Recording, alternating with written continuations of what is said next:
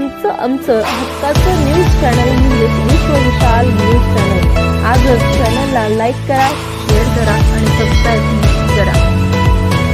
मी महाराष्ट्राच्या मुख्यमंत्र्यांना सांगतो की त्यांचे लाड करू नका हो तुम्ही। असा पक्ष जर तुम्ही सत्तेत घेत असलात तर जनता तुम्हाला कशी मतदान करेल?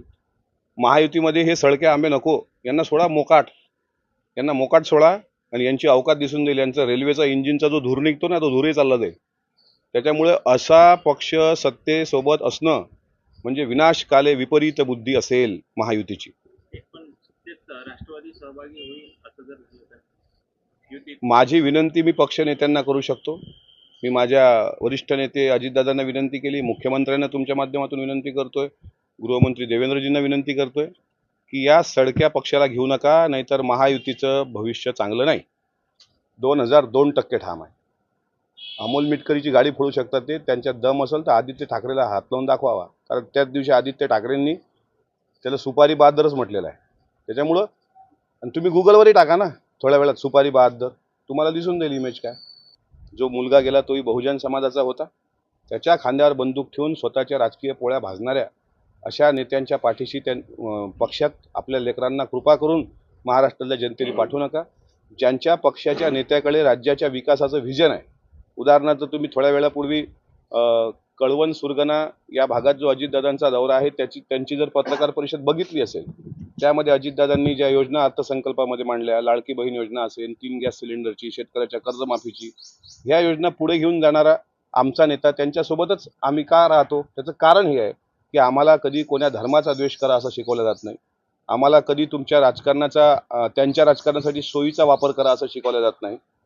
आमच्या पक्षात एक व्हिजन आहे, पण हे जे यांचा मेंदूच गायब आहे अशी लोक, कोण्या महिला पोलीस कॉन्स्टेबल त्या देशपांडेंनी हल्ला केला होता, म्हणजे अशा पद्धतीचे पळपुटे, लाचार, सुपारी बहादर, खंडणीखोर, दारू पिणारे, पाठीचे हाडं मोडलेली, कोणाच्या ढुंगणाला चड्ड्या नाहीत अशी लोक, आता त्यांचा नेताच म्हणतोय की माझ्या ढुंगणाने हंबरडा फोडला। म्हणजे यांची काय अवकात आणि लायकी आहे, यांच्या पक्षाची काय विचारधारा आहे? त्याच्यामुळे अशा पक्षाच्या विचारधारेत कृपा करून बहुजन समाजाला माझं आव्हान आहे, आपली सुंदर सुंदर आणि तरणीबाण मुलं पाठवू नका। हे खुंची लोक आहेत, वेळ प्रसंगात हे यांच्या आई बापाचाही जीव घेऊ शकतात, तर तुमच्यासारख्याच्या मरणाचं यांना काही सोयर सुतक नाही। माझा तर प्रयत्न हाच आहे की असे सुपारीबाज, असे सडकछाप लोक, तो काय तो खोपकर ज्याच्या मानीचा मनका मोडलेला आहे, तो काल मला म्हणत होता की तुझे कपडे काढू, त्याला माझ्या समोर बोलवा। माझ्या शर्टाचं एक बटन जरी त्याने उघडलं तर त्याच्या पाठीची जी हड्डी त्याची वाकडी झालेली आहे ना, ती एका झटक्यात आम्ही सरळ करून दाखवू। कालपर्यंत आम्ही संयम ठेवला, पण कायदे जर ते हातात घेत असतील तर शेवटी आमचा पण राष्ट्रवादी काँग्रेस पक्षाचा नाईलाज होईल। तो सुरुवातपासूनच तो पळपुटा होता। मी गाडीत असताना त्याची हल्ला करायची हिंमत झाली नव्हती आणि मी अगोदर सांगितलं होतं तो पळपुटा आहे, तो ढुंगणाला पाय लावून पळून जाईल। कालपर्यंत मांड्या ठोकणारा, मिशीला पीड देणारा, आज मोबाईल स्विच ऑफ करून जातोय, याचा अर्थ तो पळपुट्या बापाची औलाद आहे। मला अकोला पोलीस, महाराष्ट्र पोलीस, विशेषतः अकोला पोलिसांनी काल शब्द दिलाय की त्याच्या मुसक्या आवळू, आणि SP बच्चन सिंग यांच्या शब्दावर मी ते कालचं उपोषण मागं पण घेतलं आणि मला विश्वास आहे संध्याकाळपर्यंत तो हरामखोर ते मुसक्या आवळून इथं अकोल्यात आणतील। आणल्यानंतर त्याचा PCR घ्यावा पोलिसांनी की जो त्यांच्याच पक्षाचा एक तरुण गेला त्याच्या मागं नेमकं काय आहे, त्या मृत्यूचं गूढ रहस्य काय आहे, आणि या 2 बाळांनी कशी चिथावणी दिली, कशा प्रकारे त्या पोरांना कुठपर्यंत नेल्या गेलं, पुढं काय काय घडलं, ही सगळा घटनाक्रम महाराष्ट्राच्या जनतेसमोर आला पाहिजे।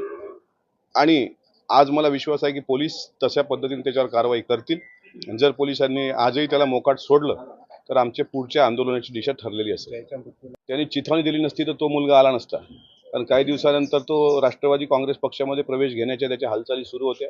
आमच्या जिल्हाध्यक्षांशी त्या संदर्भात त्यांनी संपर्क पण केला होता, पण त्याची इच्छा अशी होती की अजितदादांच्या नेतृत्वात आमचा पक्षप्रवेश मुंबईला झाला पाहिजे अनेक कार्यकर्त्यांसह, आणि यांच्या मनात ती खुन्नस होती। यांच्या आढावा बैठकीमध्ये सुद्धा त्याला काहीतरी जाब विचारला गेला याबाबत, आणि नंतर त्याला इन्व्हॉल्व करण्याचा प्रयत्न केला की तू दगड घेऊन त्या गाडीवर हाण, पण तो सज्जन होता, त्यांनी काही त्याच्यामध्ये तो स्वतः इन्व्हॉल्व झाला नाही, आणि इन्व्हॉल्व न झाल्यामुळेच या लोकांनी त्याला कुठं पुढं नेलं, काय केलं त्याच्यासोबत, हे त्याच्या आई वडिलाला कळलं पाहिजे, याची चौकशी झाली पाहिजे। जे म्हणजे हेल्दी होतात ना, आपल्याला त्याला आजार होतात, अचानक मृत्यू होतोय, कुटुंबियांनी पण शंका व्यक्त केली आहे। शंका आम्हाला पण आहे, कारण तुम्ही कालपासून वातावरण बघितलं तर मनसेचे सगळे वरिष्ठ नेते शांत आहेत या सगळ्या घडामोडीवर।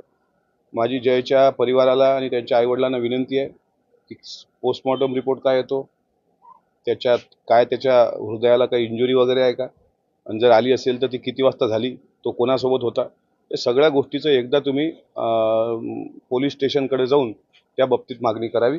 आणि जर याच्यात काही तथ्य असलं तर ही फटाक्याची लढ शिवतीर्थापर्यंत. तुमचं आमचं हक्काचं न्यूज चॅनल म्हणजेच विश्व विशाल न्यूज चॅनल. आजच चॅनलला लाईक करा, शेअर करा आणि सबस्क्राईब